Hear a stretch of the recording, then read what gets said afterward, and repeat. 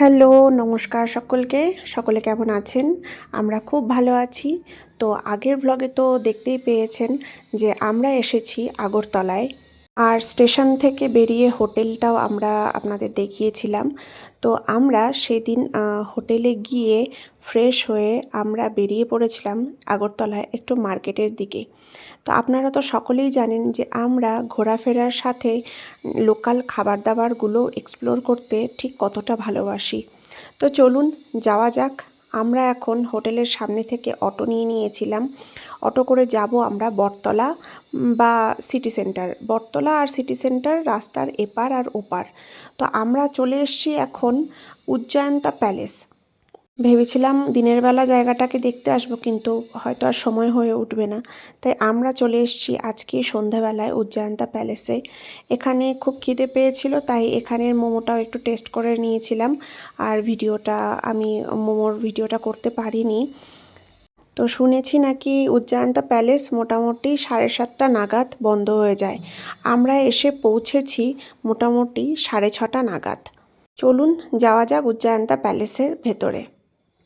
এখানে দিনের বেলায় টিকিটের দামটা একটু কম, আর রাতের বেলা সন্ধ্যে 7টার একটা লাইট শো হয় এখানটায়, সেটা দেখার জন্য এখানটায় টিকিট ফেয়ারটা একটু বেশি। ওই ধরুন 150 টাকা করে পার হেড।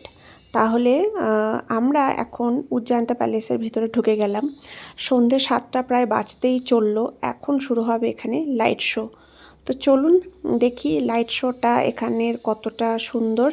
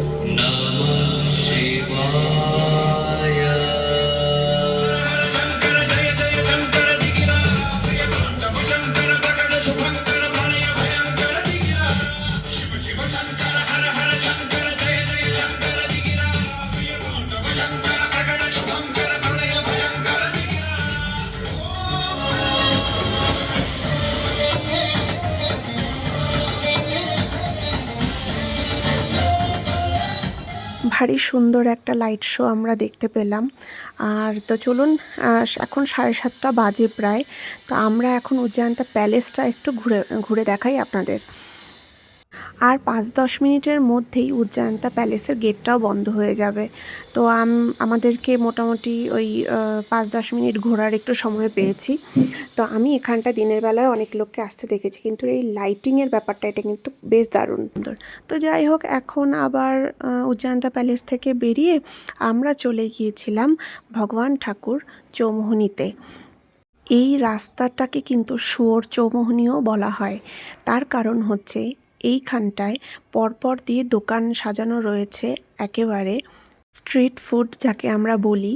আর এখানে পরপর দোকানেই রয়েছে এরকম শুয়োরের মাংস বা পর্ক, আর রয়েছে চিকেন ভর্তা।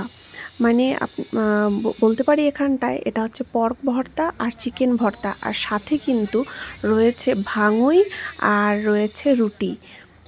তো আমরা নিয়েছিলাম, যেহেতু চিকেনটা আমাদের সচরাচর খাওয়াই হয়, তো আমরা নিয়েছিলাম পর্ক ভর্তা, সঙ্গে রুটি, 2টো করে রুটি, আর নিয়েছিলাম একটা ভাঙুই। দুটো করে রুটির সঙ্গে পর্ক ভর্তা দিয়ে দাম হলো 30 টাকা, আর ভাঙইয়ের সাথে পর্ক ভর্তা হলো 50 টাকা মাত্র।